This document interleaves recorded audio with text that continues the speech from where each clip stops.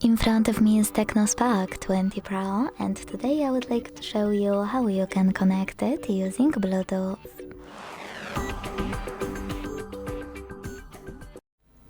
First of all, go into Devices Settings and tap on Bluetooth right away.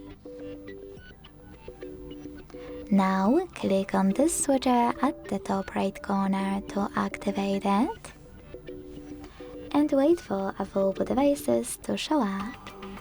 When they do, click on the one you wish to connect to.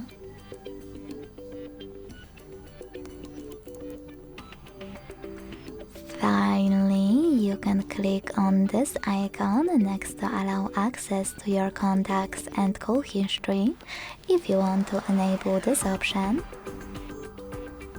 And then select Pair at the bottom right corner. Now wait for the other device to accept your connection request. As you can see, after a couple of seconds, my devices were successfully connected. To disconnect them, use this gear right next to your connected device.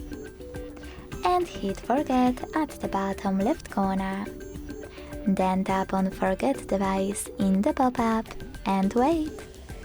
Thanks so much for watching. If you enjoyed this video, leave a like, comment and subscribe. Bye!